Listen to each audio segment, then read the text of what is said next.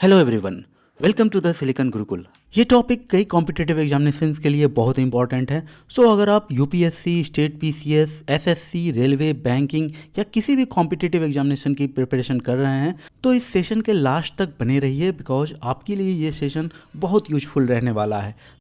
Now the topic is about Aravali range. Recently Supreme Court में Aravali range में mining activities को लेकर एक केस की सुनवाई हो रही थी and in that case Supreme Court ने अपना एक ओपिनियन दिया कि अगर स्टेट ऑफ राजस्थान को ऐसा लगता है कि अरावली रेंज में किसी भी तरह के माइनिंग एक्टिविटीज़ से इन्वायरमेंट को खतरा है तो फिर स्टेट गवर्नमेंट चाहे तो खुद से माइनिंग एक्टिविटीज़ को प्रिवेंट कर सकती है, उस पर बैन लगा सकती है। तो ये सुप्रीम कोर्ट का अपना एक जजमेंट था, अपना एक ओपिनियन था। तो हमारे लिए अभी अरावली रेंज को जानना इंपॉर्टेंट हो गया है। So in this topic we will discuss about Aravali range. लेकिन उससे पहले एक क्वेश्चन आपके लिए। क्वेश्चन ये है कि अरावली रेंज इनमें से किन राज्यों में फैला हुआ है? हरियाणा, गुजरात, राजस्थान एंड महाराष्ट्र। उम्मीद है आप सबको आंसर पता होगा, लेकिन अगर नहीं पता है तो राइट आंसर छिपा है टॉपिक के डिटेल्ड डिस्कशन में। आंसर आपको टॉपिक के लास्ट में ही मिलेगा। So now some facts about Aravali range.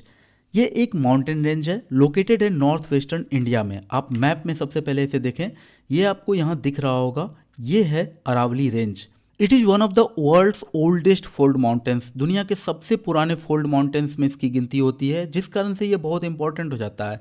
माना जाता है कि आज से 2.5 बिलियन ईयर्स एगो, यानी कि 2.5 अरब वर्ष पहले प्रोटेरोजोइक एरा हुआ करता था and in that era two tectonic plates collided to each other और वहाँ एक फोल्ड माउंटेन रेंज का फॉर्मेशन होता है। ये एक कम्प्लेक्स जियोलॉजिकल स्ट्रक्चर है, बहुत पुराना है। 2.5 बिलियन अपने आप में बहुत बड़ी बात हो जाती है और ये इंडियन शील्ड का एक पार्ट है। यहाँ ये वर्ड शील्ड का मतलब अच्छे से समझो तो ही आपको पता चलेगा कि इंडियन शील्ड के लिए या फिर इंडिया के लिए अरावली रेंज का क्या इंपॉर्टेंस है। शील्ड कहा जाता है ऐसे प्री कैम्ब्रियन इग्नियस रॉक को, याद रखना इग्नियस रॉक हो, जो टेक्टोनिकली स्टेबल होता है। आप सबको पता है कि हमारा क्रस्ट कई सारे टेक्टोनिक प्लेट से मिलकर बना है, जो आपस में जब भी कभी टकराता है तो अर्थक्वेक आ जाता है, ये तो सबको पता है। टेक्टोनिक प्लेट्स जो होते हैं वो आपस में टकराते हैं, टूटते हैं, फूटते हैं, कभी तो सबडक्ट कर जाते हैं ओशियनिक प्लेट के नीचे और फिर वहाँ मैग्मा बन जाता है उनका, वो पिघल जाते हैं। लेकिन टेक्टोनिक प्लेट में कुछ पार्ट ऐसा होता है जो हमेशा स्टेबल रहता है, वो आज तक नहीं कभी टूटा, नहीं कभी पिघला। वो आज से 2.5 बिलियन ईयर्स एगो था और आज भी है। उसमें बहुत सारा मेटामॉर्फिज्म हुआ है और बहुत कुछ उसमें चेंज हुआ है, बहुत सारा फॉर्मेशन भी हुआ है उसमें।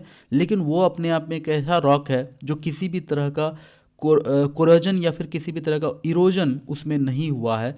वैसे रॉक्स को कहा जाता है, टेक्टोनिक प्लेट के वैसे पार्ट को कहा जाता है शील्ड। तो इंडिया का भी जो पूरा का पूरा टेक्टोनिक प्लेट है, आप सबको पता है इंडिया का टेक्टोनिक प्लेट अफ्रीका से निकल कर आया था और यूरेशिया से जब टकराया था तो हिमालय का फॉर्मेशन हुआ था। इस तरह की कहानी तो आप सबने सुन रखा होगा। तो इंडियन शील्ड का पार्ट है Aravali range. That's why it is so much important. ये प्रोटेरोजोइक एरा में दो प्लेट्स के टकराने से आपस में तब फोल्ड होकर बना था और ये एक्सट्रीमली हाई था अपने टाइम में। हेयर यू शुड नो कि एंशियंट टाइम्स में अरावली एक्सट्रीमली हाई थे, बहुत ऊंचे थे, क्योंकि उस समय वो रिसेंटली बने थे। फॉर एग्जांपल जैसे हिमालय 55 टू 60 मिलियंस अभी हुए हैं उसे बने हुए, 55 टू 60 मिलियन ईयर्स हुए हैं, 5 से 6 करोड़ साल अभी हुआ है हिमालय को बने हुए। तो अभी उसकी हाइट दुनिया में सबसे अधिक है। जो माउंट एवरेस्ट है वो दुनिया का सबसे ऊंचा पिक है, क्योंकि हिमालय सबसे यंग माउंटेन है। उसी तरह अरावली जिस समय बना होगा, यानी कि 2.5 बिलियन ईयर्स एगो जब अरावली बना होगा तो उस समय वो दुनिया का सबसे ऊंचा पॉइंट रहा होगा। तो इसलिए आपको पता होना चाहिए कि ये इंडिया शील्ड का इतना इंपॉर्टेंट पार्ट है। दैट्स वाई सुप्रीम कोर्ट इतना कंसर्न रहता है अरावली रेंज को लेकर। यहाँ किसी भी तरह का इलीगल माइनिंग होता है तो सुप्रीम कोर्ट तुरंत एक्शन लेता है। ऑब्वियसली इंडिया के अदर पार्ट्स में भी ऐसा कुछ होने पे एक्शन लेता है, लेकिन अरावली हमारे लिए बहुत इंपॉर्टेंट हो जाता है। बात करें इसकी ज्योग्राफी की तो Aravali mountain range runs in the south western direction starting from southern Delhi via Haryana and Rajasthan. ये एंड कर जाता है गुजरात में। यहाँ ब्राउन डॉट्स में जो भी पार्ट आपको दिखाए गए हैं ये अरावली माउंटेन रेंजेस के एक्सपेंशन है।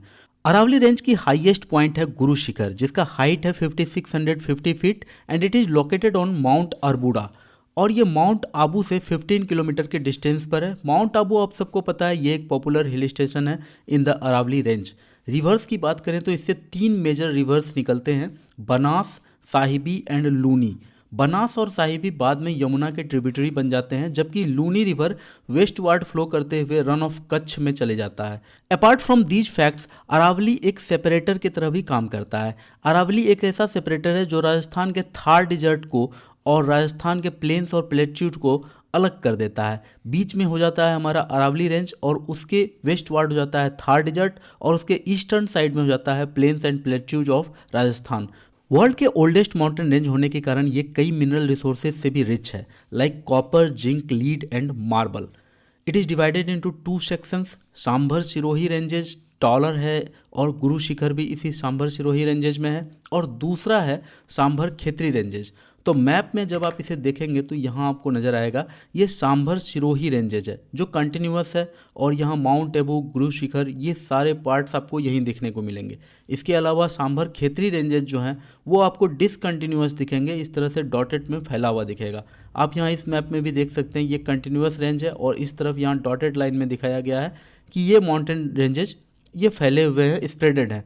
इसके अलावा कुछ और फैक्ट्स है related to national parks and wildlife century.